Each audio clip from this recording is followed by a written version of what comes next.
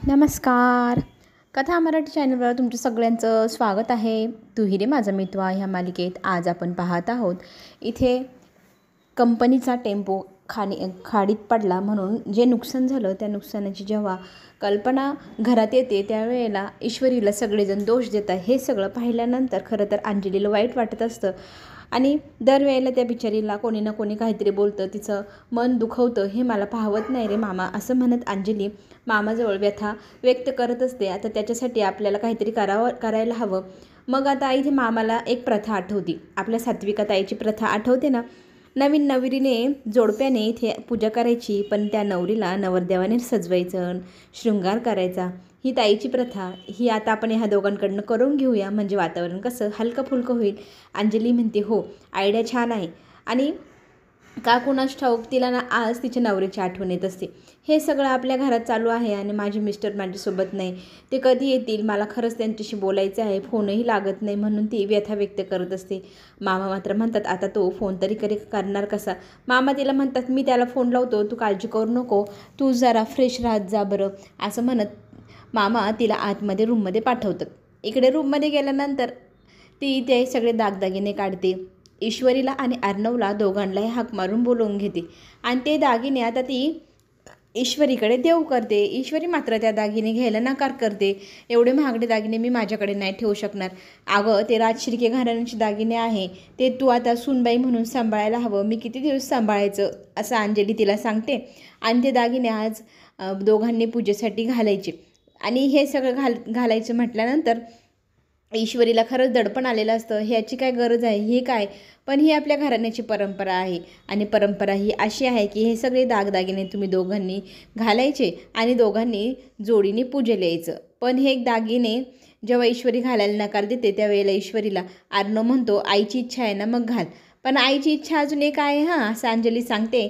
आणि दोघांनाही ती सांगू लागते की हे दागिने नवऱ्याने बायकोला घालायचे असतात स्वतःच्या हाताने.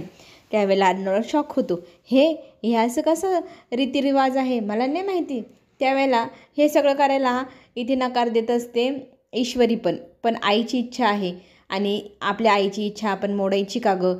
मग असं म्हटल्यानंतर ईश्वरी एक सून म्हणून, एक सासूची इच्छा म्हणून ते सगळं करायला तयार होते. ठीक आहे, जशी आईंची इच्छा असेल तसं मी करायला तयार आहे, फक्त आजी ह्या गोष्टीला नकार देता मग मला वाईट वाटतं, पण आजीची काळजी तू करू नको, मी आजीशी बोलल असं अंजली जेव्हा ईश्वरीला सांगते तेव्हा कुठे ते दागिने घेऊन ती घालायला तयार होते. आणि अर्णवलाही बरं वाटतं की माझ्या आईची इच्छा ही नकळतपणे ही तिला रिस्पेक्ट देत आहे आणि ती करत आहे. मला जरी नवरा मानत नसली तरी सगळ्यांचा मान ठेवत आहे, ह्या गोष्टीने अर्णवला बरं वाटतं. आणि छान प्रकारे ती जेव्हा तयार होते तिचे दागिने शृंगार करण्यासाठी जेव्हा अर्णव येऊन उभा राहतो त्याच्याकडे ती पाहू लागते. तर अर्णव इथे लगेच त्याची बाजू क्लिअर करतो, हे बघ मी काही केलेलं नाही तर माझ्याकडेच तू पाहशील आणि तूच हे सगळे नाटकं केले माझ्याजवळ येण्यासाठी वगैरे वगैरे असं काहीतरी बोलशील, तर ही फक्त प्रथा आहे म्हणून मी करतोय असं तो स्पष्ट तिच्यासमोर बोलतो आणि मग सगळं क्लिअर करून घेतो. तर ती म्हणते आवरा पटकीनी, आपल्याला सगळेजण खाली वाट बघताय, खाली जायचे. तर तो तिला पायाला हात लावतो तर ती घाबरते, हे काय करताय, तर तो सांगतो आता पैंजण घालायला पायच घ्यावं लागेल ना हातामध्ये, मग पैंजण कसं घालणार. मग तिचा पाय तो ती स्वतःच्या जवळ घेऊन स्वतःच्या हाताने ते पैंजण तिच्या पायामध्ये तो घालू लागतो. एक एक करत एक एक दाग तो उचलू लागतो आणि दागिने घेत घेत तिच्याकडे पाहत गप्पा मारत मारत ते दागिने घालत असतो. ती त्याच्याकडे रागाने पाहत असते पण तो तिला क्लिअर करतो, मी फक्त प्रथा म्हणून करतो, हे मला काही हौस नाही आली तुझ्या अंगाला हात लावायची किंवा तुझ्या पायाला हात लावायची. तर तो बांगडी घेतो आणि ब्युटिफुल सुंदर असं जेव्हा म्हणतो त्यावेळेला ईश्वरी त्याच्याकडे काय असं म्हणून बघते. तर तो म्हणतो अगं माझ्या आईचे दागिने, माझ्या आईच्या बांगड्या आहे ना ह्या, सुंदर आहे की नाही हे म्हणतोय मी, तुला काय वाटलं, तुझ्याबद्दल बोलतोय. तिला तो चिडवत असतो आणि ती त्याच्याकडे रागारागाने पाहत असते. एक एक एक एक करत तो सगळे डाग तिच्या शृंगार तिच्या गळ्यात हातात सगळं काही करू लागतो. जेव्हा वेळ येते कमरबंद बांधण्याची त्यावेळेला तो तिला हात असे सरळ वरती कर म्हणू लागतो. तर ती त्याच्याकडे पाहून म्हणते माझ्याकडनं काय कवायत करून घेते शाळेतल्या कवायतीसारखी आणि हात वर खाली काय चाललं हे. तर तो म्हणतो ठीक आहे नको करू. मग तिला धक्का देत तो तिच्या कमरेपासून हात पुढे घेत तिच्या कमरेवरती तो कमरबंद बांधू लागतो. तिच्याकडे तो एकटक पाहत असतो. तीही त्याच्याकडे रागारागाने पाहत असते. दोघंजणं एकमेकाकडे भांडत का होईना सगळं काही शृंगार करत असतात, दागदागिने घालत असतात. बाजूबंद घालता घालता तो तिच्या कानामध्ये पुटपुटू लागतो, सुंदर. तर ती म्हणते परत. तर तो म्हणतो, अगं माझ्या आईचे दागिने सुंदर. इथे दोघंजणं भांडत असतात आणि अर्णव एकही चान्स सोडत नाही ईश्वरीची छेडछाड करण्याचा, तिच्याशी मस्ती करण्याची. आणि जेव्हा कानातली घालायची वेळ येते, तिच्या कानाजवळ तो स्पर्श करतो, त्यावेळेला का कोणास ठाऊक तिला खूपच वेगळं फील होतं. ती लगेच कान झटकते आणि त्याला म्हणते, माझ्याकडे द्या, मी घालते. पण त्याच वेळेला त्याच्या हातातली कानातल्याची फिरकी हरवते. आणि मग तो म्हणतो, का तू इथे धक्का दिलास? आता ती फिरकी हरवली ना, कुठे शोधायचं? मग ती त्याला म्हणते, एक फिरकीसाठी तुम्हाला शोधता किंवा सापडता पकडता येत नाही, म्हणून मी म्हणतो ते मी घालते. तर तुम्हाला घालायची पडलेली होती. आता तुमच्या स्टाफ मेंबरला बोलवा इथे शोधायला. दोघंजण तिथे वाद घालत असतात आणि अर्णव पटपट ते फिरकी शोधू लागतो आणि फिरकी सापडत नाही. इथे ईश्वरीचा संताप होत असतो. खाली सगळेजण वाट पाहता येत नाही, तुम्ही इथे फिरकी शोधू राहिले. आता सगळ्यांना खाली जाऊन काय सांगायचं? अर्णव शिर्के काय करतोय? तो फिरकी कानातल्याची शोधू राहिला. आणि मग तो तिच्याकडे हसतो आणि म्हणतो, सापडली, आरडाओरडा कमी कर. आणि मग तो तिच्या कानात घालतो आणि एक एक करत सगळे शृंगार तिचे व्यवस्थित घालून दिल्यानंतर तो तिच्याकडे समोर जाऊन बसतो. झालं की नाही फायनल सगळं, पाहू दे मला म्हणू लागतो.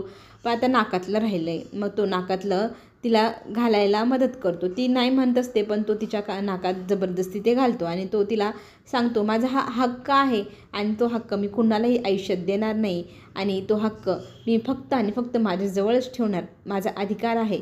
तर ती म्हणते, अधिकाराची भाषा माझ्यासमोर बोलू नका, मी तुम्हाला माझा पती किंवा नवराच मानत नाही, तेव्हा तुम्हाला हे अधिकार, हे हक्क हे कोण देणार? मीच ना, मी नाही देणार तुम्हाला अधिकार. तर तो म्हणतो, तुझ्याकडे मागते कोण? फक्त मी सांगतोय, हा माझा अधिकार नवरा म्हणून आहे. तू मला नवरा मान नको मानू, आपण दोघं कपल आहोत आणि असणार. तर ती त्याला नकार देते, मी तुमची कधीच होणार नाही असं म्हणते, निघून जाते. मागे वळून पाहते, अहो चला खाली, सगळेजण खाली वाट पाहताय आपली. तर तो म्हणतो, का आपण दोघं जोडी आहोत का? म्हणजे कपल ना, म्हणजे याचा अर्थ तुम्हाला कपल मानतेस ना? तर ती त्याला म्हणते, इकडची तिकडची बाता करून मला अडकवू नका, फसवू नका. चला सांगितलं तर पटकन चला खाली. मग तो म्हणतो, ठीक आहे, बायकोचा हुकूम सर आखोपे म्हणत तो तिच्या मागे मागे खाली जाऊ लागतो.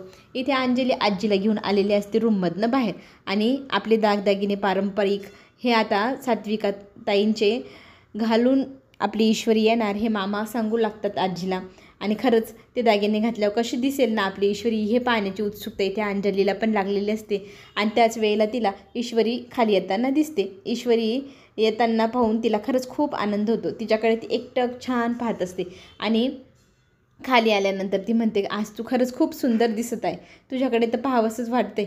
आणि आज ना मला तुझ्याकडे पाहून आईची आठवण येते. आणि आईची आठवण म्हटल्यावर तिच्या डोळ्यात डोळे पाणवतात. इथे मामांचीही तीच अवस्था, सात्विका ताईसारखीच तू किती सुंदर दिसत आहे. मला आज सात्विका ताईची तुझ्याकडे पाहून आठवण झाली. तुझ्यासारखी सोज्वळ निरागस दिसायची माझी बहीण, त्या दागिन्यांमध्ये तूही तशीच दिसते माझ्या बहिणीसारखी, असं म्हणत तोही कौतुक करतो. आणि अर्णवकडे ती मग पाहू लागते. अर्णवला त्याच्या आईची आठवण येते, तो इमोशनल होतो. मग त्याला ती डोळ्याने खुणवते की इमोशनल होऊ नको. आता आरती करण्याची जेव्हा वेळ येते ना, त्याच क्षणी तिथे एक घटना घडते. खरं तर लावण्य येते आणि तुझ्यासोबत जोडीने आरती आज मी करणार असं सगळ्यांसमोर म्हणते. सगळ्यांना खरंच मोठा धक्का बसतो.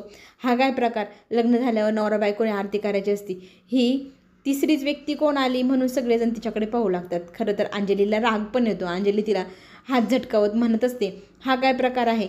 नवरा बायकोने करायची असते आरती, तू कोण आणि तू का त्याच्या हाताला हात लावत आहे? मला नाही आवडले हे, तू हात सोड त्याचा. पण ती हात सोडायला तयार होत नाही. इथे अर्णव तिच्यावर चिडतो, मी आता लग्न झालेला विवाहित पुरुष आहे आणि माझ्याकडे बायको आहे माझ्यासोबत जोडीने आरती करायला, आणि हात तिचा झटकावून टाकतो तो. हे सगळं काही ईश्वरी पाहत असते पण ती काही बोलत नाही. आता आजीने इथे हुकूम सोडलेला असतो, मी बोलवलं आहे लावण्याला इथे आपल्या घराची मानाची आरती करायला असं म्हणत. खरंच ह्या म्हातारीचे केस तर उन्हात बसूनच पांढरे केलेले दिसतात. हिच्या नानाने पाहिले लग्न झालेल्या पुरुषासोबत परस्त्रीने आरती करायची नवीनच पद्धत. आता यांनी हिचा मान राखायचा की आरती नाही करायची? खरंच या सिरियलमध्ये जे काही चाललं आहे ते सगळं पाहायला सगळ्यांना आवडत आहे. आता पुढे जो ट्विस्ट येणार तोही पाहायला आवडणार. राकेशची एंट्री आता इथे सगळ्यांना पाहायला आवडणार आहेत. चला तर मग चॅनलला सगळ्यांनी लाईक करा, सबस्क्राईब करा, म्हणजे पुढे येणारे नवनवीन व्हिडिओ तुमच्यापर्यंत लवकर पोहोचेल आणि आपल्याला सगळे ट्विस्ट पाहायला आवडतीलच. आपण पुन्हा भेटू. धन्यवाद.